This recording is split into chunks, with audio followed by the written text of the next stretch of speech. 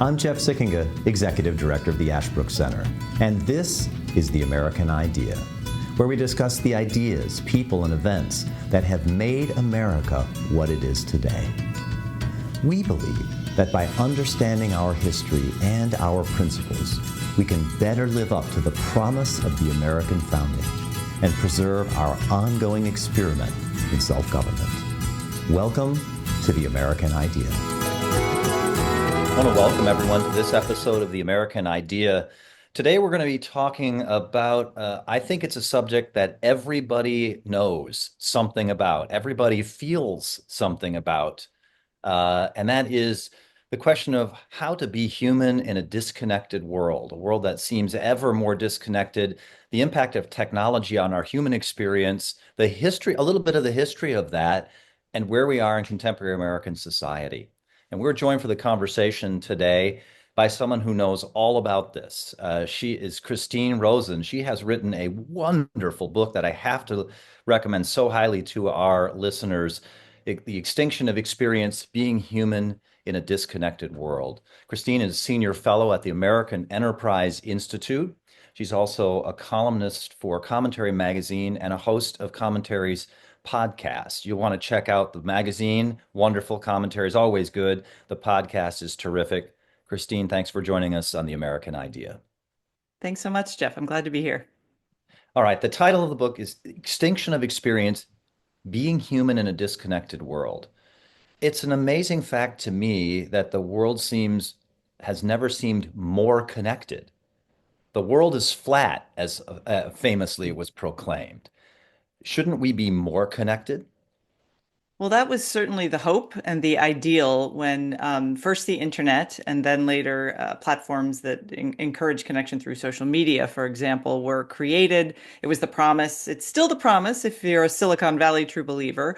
But I think what it didn't take into account are some hard-learned truths and realities about things such as human nature and human behavior and the kinds of incentive structures that were built into some of these platforms and what they bring out in us. Now, that's not to say that people can't find connection online. Most of us use these forms of technology every day. But I think what was striking to me after having studied this stuff for many decades, I started studying early social networks before Facebook when MySpace was the rage. So that's how old I am. It's been a while. But, yeah. So what always concerned me was what kinds of behaviors, what kinds of connections were these platforms encouraging by their design? And what were some of the likely unintended consequences? And I think what we see now, many decades later, is that hope for connection failed to take into account that actually human beings are meant to do most of their long-term social connections, in particular, face-to-face with smaller groups of people. And what we did is move a lot of those sorts of interaction online without thinking through what we might lose while doing that. And so we're now kind of dealing with the wreckage of that in politics and culture and family life. And I think we're now starting to ask very important questions, which couldn't come at a better time because these problems will persist unless we start thinking through solutions. Take us a little bit more through the argument of your book itself. So I chose a rather portentous sounding title with Extinction in it because I actually started cataloging some of the experiences in daily life, just very quotidian, everyday things that I noticed were either changing dramatically, not for the better, or were disappearing entirely. And one of the things that really struck me about the way that many of us live our lives now, whether it's our leisure time, our work and our leisure time, the way our children are educated, is that we're doing it in mediated ways. That allows us to avoid some of these things we know because of what our physical bodies have taught us over the years. So less physically embodied, more screen-based, more information about things rather than direct experience of doing them. So that's why I borrowed the phrase extinction of experience from a naturalist named Robert Michael Pyle. He was very concerned many, many decades ago watching young children who didn't play outside. He worried that if they didn't have this experience of being out in nature and seeing wildlife and plant life, that they wouldn't understand what it meant if, say, a species went extinct, because they never had the direct experience in the first place. And that really resonated with me and got me thinking about how we have in our digital lives done something similar in terms of removing those hands-on, face-to-face direct experiences in our daily lives. I think there are some people, I have a 19-year-old son, I have a 13-year-old daughter, clearly, as they say, digital natives. There's some people who say, "Isn't this you're still a young person, but isn't this an old fogey argument? Haven't we heard this generations and generations? Technology is changing everything. Technology is uprooting everything. What's different about the current technology?" Yes, I happily embrace the label of old lady shouting at clouds. I'm Gen X, so I grew up without a lot of these tools and had to adapt to them as an adult. I hope that gives me a little bit of healthy cynicism, but also the experience of comparing and contrasting how things were done. I have 18-year-old children, so I've also watched them come through a process of childhood very different from my own. And while I hope I don't sound like too much of a curmudgeon, I think I can make a pretty sustained argument about the quality and quantity here. Every new technology sparks moral panics, concerns, outrage. I mean, comic books were going to threaten society. When women were reading novels, it was going to be the destruction of society. I definitely understand that reaction. What's different here is that the amount of time we spend mediating our daily experiences. The average person spends 7 or 8 hours a day looking at a screen. It's much higher if you're younger or if you're one of those digital natives. Also, the number of things we do via the screen. It isn't just at work. It isn't just at school. It's all of our free time. It's every moment of interstitial time throughout the day. We are reaching for a screen. We are staring at a screen. We are tuning out from our physical surroundings. So the quality of those experiences change. The quantity of our embodied physical face-to-face real world experiences shrinks. And so our skill set, dealing with impatience, dealing with having to wait for things, having to deal with difficult other human beings. We don't have to do that anymore, which means we don't have to practice those skills. So, and the third thing is that the intimacy of these technologies and their ability to track our physical reactions to things in real time, the amount of information they can glean about us, even without us realizing it, all of that makes this a somewhat significant shift from earlier personal technologies. In the book, you talk about the effect on the experience that we have, or the extinction of experience that we have in various areas of life. So, for example, the family, our social connections, our workplace, education. Can you talk about some of the ways in which experience is being extinguished, important experience is being extinguished in those areas? So I think the most important thing throughout all of those areas that we're losing because we're not practicing it is the face-to-face interaction. So I interviewed lots of people who hire, like recent college graduates, people who work in retail environments where you have a public-facing role, standing behind a cash register or selling clothing or something.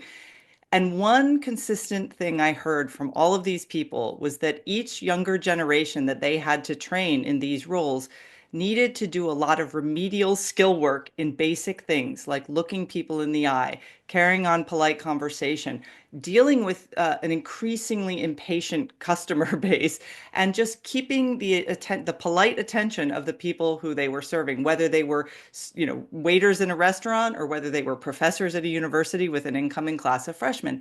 And what that suggests is that we have been forming, all of us, and I include my generation in this too, because of how much we use these tools, habits of mind, daily behaviors that start to accumulate. And so we see that in social space when you see how people behave in public, when something is disruptive to their little bubble on their screen that they're looking at. How they react. We see this in rising rates of road rage, the development of air rage, all this sort of cultural impatience. We see it in the tone of our politics. And then inside the home, I think what we find are parents really struggling with how to get those devices out of their hands of their kids, set rules, set boundaries, when so much of the kids' life at school and socially is now funneled through this device. And wonderful work by social scientists like Jean Twenge and John Haidt, whose recent book is fantastic, have shown that we now have evidence of the mental health harm in particular. I would add that there's a harm to just the daily habits of family life, of social life, of public life, of civic life. We're out of practice because we always have this alternative in our pocket. It's been documented the increase in mental health problems, particularly in adolescence, um, because of the disconnection and perhaps the hyperconnection simultaneous with human disconnection. Can you talk a little bit more about that? Sure. And this, I would point all of your listeners to Jonathan Haidt's Anxious Generation book, which is well worth reading. I remember decades ago when the first social media was coming online, and Facebook in particular, a lot of us were worried about some of the behavioral science that they were using to structure these platforms. And although they had an age limit, they were required by law to have one. It was clearly not something that was ever going to be enforced either by the government or by these companies. So the question of what it does to children when it, again, the architecture, the design of the platform is meant to reward only attention. And what are the things from human nature that capture our attention? What are we hardwired biologically to respond to? Fear, anger, anxiety. So when you have adults even trying to deal with these emotions and with what they see on the screen and being encouraged at every moment with a like button, with a retweet, everything, react, react, react in instant, every moment to every new thing. And because humans love new things, we keep coming back for more. There's an intermittent reward system built into these platforms. So for children, children who are never practicing daily habits of mind that teach them patience to sit and feel those uncomfortable feelings of anger or frustration, these platforms become very dangerous to their development and growth. And that's what Haidt finally had decades of research to show that. But there were concerns raised at the very beginning about this by lots of people who, all of us were called Luddites, but people like Sherry Turkle from MIT, who's long studied computer-human interaction. So I think that what this tells us going forward, particularly with a lot of the hype we hear now around artificial intelligence, sort of chatbots, the AI agents and whatnot, is that we should always ask these questions at the beginning. We shouldn't assume that the marketing of Silicon Valley tech companies is going to actually have our best interests at heart. We should ask these tough questions. What will this disrupt? What does this bring into my family life that might undermine our values, not just connect us to new people? So these questions we're now asking about social media because we see its impact, because it rewards behavior that isn't good for us. So we have to really think every time we bring a new technology, a new power, a new tool into our lives, both what are the good things that are promised, but also what are the potential harms. And it does seem to me, as a professor and someone who deals with, 20-year-olds all the time, it's really interesting to me to see the social effects and also the educational effects. And I wonder if you could say a little bit more about the educational effects, because my experience is that education, real education, not just downloading information, but real education and thinking requires a personal intimacy of some kind, a real connection between students and with students and professor or teacher. What's the educational impact of the situation? Well, for all of us who do any form of teaching, the first and most harsh lesson we learn is that there's no way we can compete with those little screens. There's nothing we can do. I mean, I could be turning cartwheels on the desk at the front of the lecture hall. There's still something that's better on YouTube or TikTok that they could watch. So I think the first and most important thing is to ask, okay, how do we want to structure classrooms so that we limit those distractions for students? And one of the fascinating things I dove into a little bit in the book was, and in part, I'd skin in the game because I was about to send my sons off to college for their first year of college. And I, of course, always experimented on them. So I said, when you go to a lecture class, take your laptop and take notes for 1 week. And then the next week, take notes by hand. See if you remember things differently. Because it turns out there's this vast body of research about handwriting and memory and retention and cognition, embodied cognition, that says we are designed to remember things more when we slow down our bodies and write by hand and summarize in real time than if we just sit there, because we can type quicker than we can write by hand, than if we just try to do a sort of moment by moment dictation of what's being said. So it's fascinating to realize that some of the old tools, the old school analog ways of doing things, a lecture with a small group of people and everybody's focused on the teacher, no screens are distracting, they're jotting notes by hand. Your students are going to remember more about that lecture than they are if they all have their laptops out. So I have a lot of friends who've banned laptops from their seminars.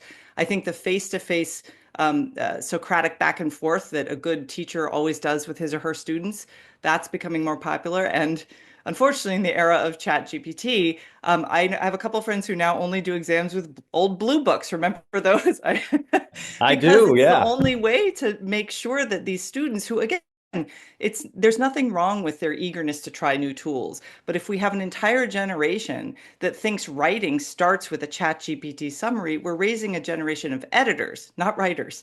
They have to have that struggle of organizing their thoughts and putting them on paper. So all of these old ways of doing things turn out to have some value that I think we set aside too quickly in the digital era. It's fascinating you say that because my experience has been with students also to have them pause and read out loud in class, Yes. an experience that they have really never had. They have almost no experience with oral culture, Mm-hmm. that Mm-hmm. that sort of approach, and they begin to hear things and sense things and experience things with oral language that sinks in a way that it would certainly never otherwise on a screen. Well, one of the examples I give in the book that was really striking and speaks exactly to this is that you're not just teaching them to speak and you're teaching them to slow down. And so much of their world is instantaneous now, immediacy.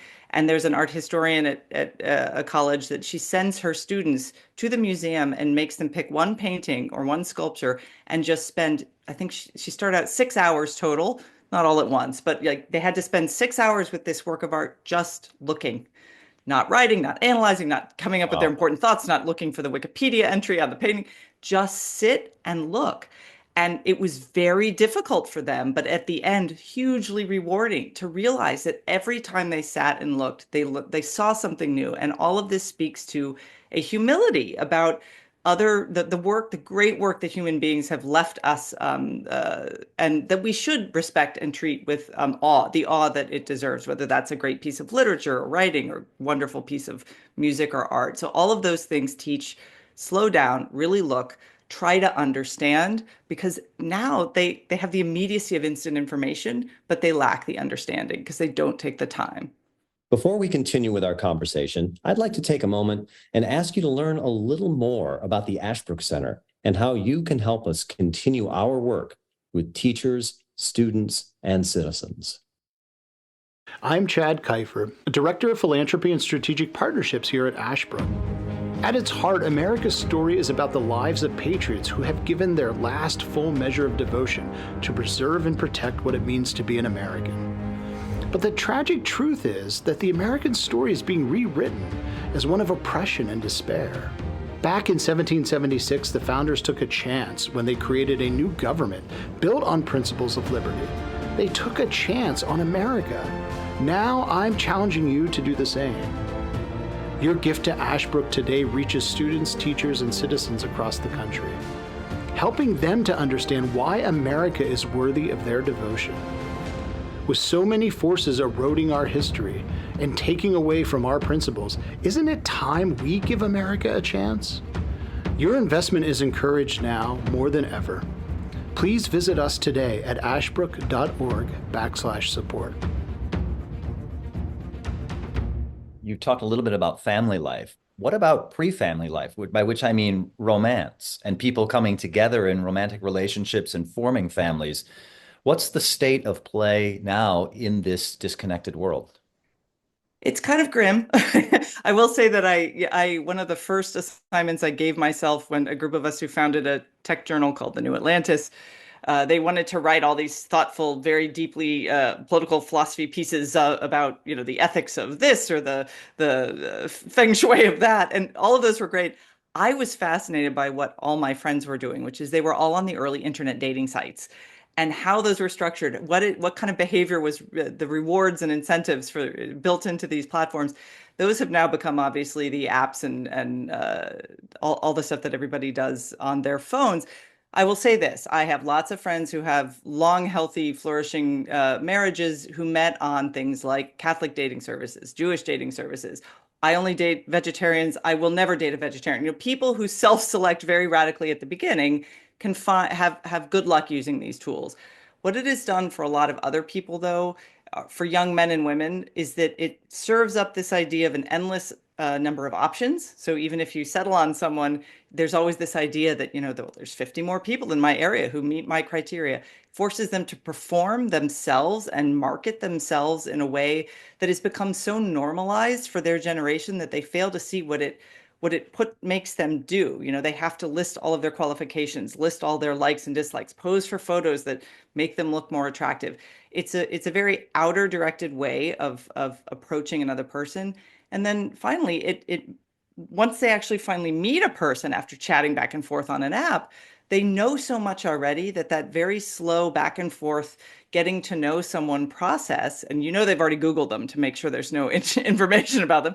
That back and forth process has already revealed so much at the beginning that people are prone to cut their losses and move on at the first thing that doesn't quite sit with them right. So I think it's made them romantically impatient, while at the same time thinking there are endless options and choices when they're not, and just less general tolerance for the quirks of other human beings and the slow revealing that I think a good relationship requires as people, you know, there's a give and take that they miss. So all of those things, and then to say nothing of the whole discussion of how pornography has shaped some of their expectations for sexual relations, which has been very damaging to men and women. So it's a challenge, and I think we see this reflected in a lot of the data about how many young people are delaying marriage, saying they never want to be married, saying they never want to form families. So this is all part, again, this is a culture shaping shift. Digital technology is not the only thing to blame, but it definitely plays a role here.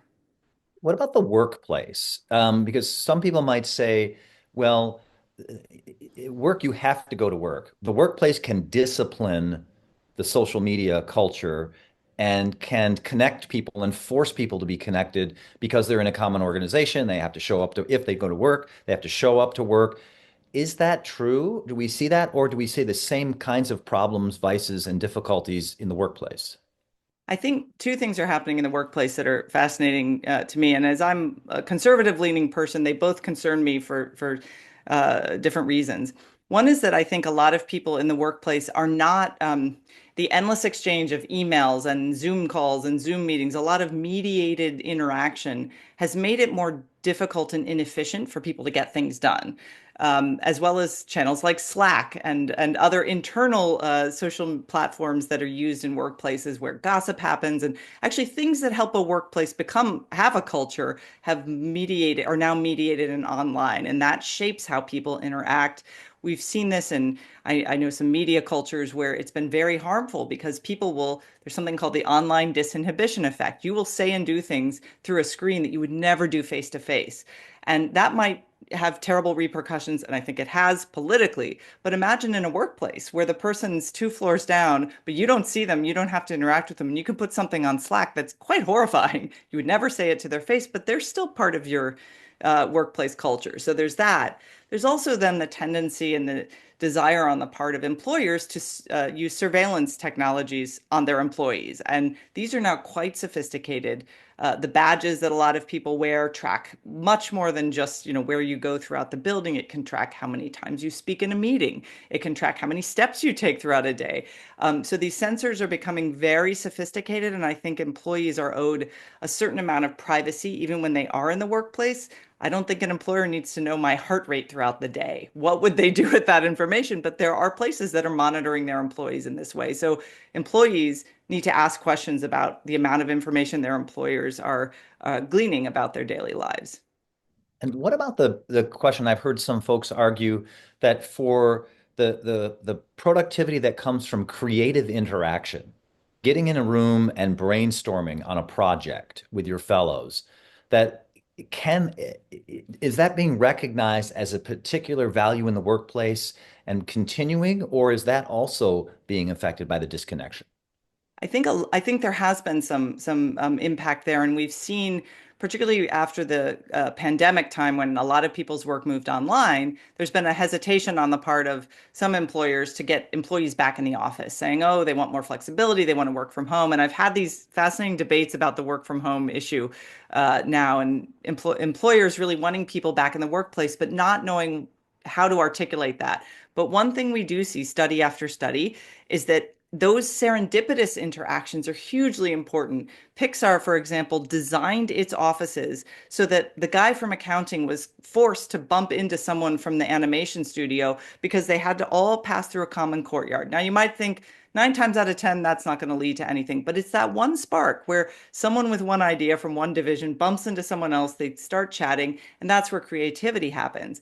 One of the things we should understand about a lot of these technological tools that claim to make our lives more creative, more serendipitous, is that actually they're trying to manufacture serendipity. And that is an oxymoron. The old head of Google, Eric Schmidt, said that in an interview once. He said, we're going to be able to manufacture serendipity. It cannot be manufactured. That's the whole point. But we have to give ourselves opportunities to experience it, whether it's in the workplace, bumping into someone, or even if you're out in public space, bumping into, someone you don't know yet, but might be your next friend, as they like to say.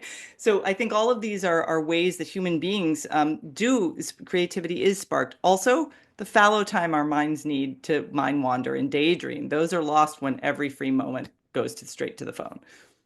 Well, in thinking about the kind of vices and disconnection you're talking about, my mind immediately goes to someone like Tocqueville, who argued the importance of associational life in a democratic society, particularly in American democracy. And I wonder what effect, and if people are looking at the effect that this is having on associational life. Well, one of the things I've written about, I don't think I include in the book, but I have written about it before, are platforms like Nextdoor.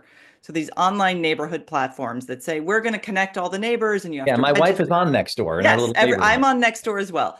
And for the most part, when it's just dealing with logistics, like letting people know about someone's garage sale or letting someone know about a pothole, it's all perfectly fine. But what we also see happening with a lot of these platforms is that the day-to-day face-to-face interactions that neighbors used to have with each other also move online. And so what I've seen play out, I live in a city, so what I've seen is people taking pictures of strangers in the neighborhood, posting it on Nextdoor and going, is this person up to no good in our neighborhood? I was like, what are you talking about? That's like the plumber who comes going to our house. I knew it was my neighbor's plumber. But again, the kind of suspicion and the distance that's created by these platforms gives people a new sort of power, and they like to use it for ill and well, as well as for good. So when you think about sociologists in the 20th century, like Robert Putnam and others who worried about the decline of these third places and sort of bowling leagues and the places where people could associate outside of work, outside of home, but were really the glue, as you say, for democratic and civic health. Those have many of them have moved online. And one of the arguments I make in the book is that we need to move more of those back into the real world. That's where stuff happens. That's where we need to connect. That's where we have the kinds of interactions that let us understand that we can disagree with each other, but we're all still in this together. Probably a lot of people are thinking, you've mentioned politics and the effect of on politics. Probably a lot of people are thinking, could it get any more toxic? And is that connected to this disconnection that you're talking about? Yes, I don't go in too much into politics in the book since I have to spend a lot of my working day dealing with politics, but absolutely. And again, it speaks to how these platforms are structured, what they reward, what they encourage in terms of our behavior, and then looking at our system, which was designed brilliantly by our founders to build in delay, negotiation, compromise, three branches of government that all kind of have to compete and have some powers, but there's going to be arguments about who does what when. And that's how they designed it because they understood that a deep understanding of human nature. People who design our social media platforms and a lot of our internet platforms and apps like TikTok, they also understand human nature. But what they are doing is trying to exploit the worst parts of our nature.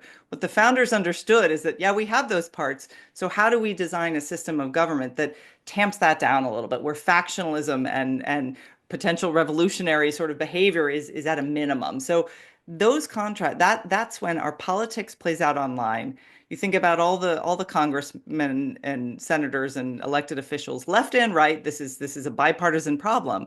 They get rewarded on these platforms with attention, and so then they start to see themselves as having followers, not constituents. And that's a real distinction that I think we have to discourage. And the only way to discourage that is to stop giving the ones who are seeking our attention the attention they want. And really, again, moving things back into the analog physical world where the negotiating happens and where Honestly, one thing we could do is take cameras out of committee hearings. That's a very simple thing you could do in Congress that would eliminate a lot of the grandstanding that turns into a 2-second viral TikTok clip. So these platforms are rewarding a kind of performative politics that has not helped us get things done. I think a lot of our listeners are thinking to themselves, look, the title of the book, Extinction of Experience, it's a grim picture. Reform the tech or remove the tech? Both. So, which is a frustrating thing. And as a historian, I'm going to drive people crazy because I don't have an itemized list of all the things to fix. Most of this is an us problem. So look, I mean, we're very concerned about what a lot of this stuff has done to kids, and that's good. And there actually is a lot of legislation, bipartisan legislation out there right now, trying to find a way to, have real social media age limits, things like that. Those are all for the good. What I'm talking about is the choices we make in our personal lives, in our family lives, and in our community lives. We have to now actively resist this. It is the norm. If you don't say no to the tech will be there. Think about every public space, every concert you go to, and it's all there. So what's been really heartening to me is to see the people who resist in a thoughtful way. So a musician or a comedian or a performer who says, in my space, when I perform, everybody puts their phones away. And if you buy a ticket, that's the price of admission. And how much different that experience is for the audience, for the performer. To teachers who say, you know what, we're going to spend more time teaching handwriting because it forces you to slow down and it's an important skill. And to the schools that say no cell phones during school hours. That's great. So all of these choices have to be made now. We used to because the default will always be technology. And that's where I sort of end the book by saying, choose the human thing. What is the most human way of doing this? What brings out the best in our nature and what doesn't? And sometimes we'll choose the technology. It will help us do something, and that's great. But we have to make that critical choice at the beginning rather than just assuming the technology is an improvement, because not every new thing is an improvement. Whether they're in favor of the new technology or not, some people would argue we're too far gone. What do you say to that? I think that there's truth in that, unfortunately, and but I will say I see a lot of hope in this rising generation, the Gen Zers. So they have seen they obviously are raised with all this, but what they saw were the millennials and actually some of their boomer grandparents just kind of ruining some of these spaces with their behavior, and they're a little bit more skeptical and cynical about what it's doing to them.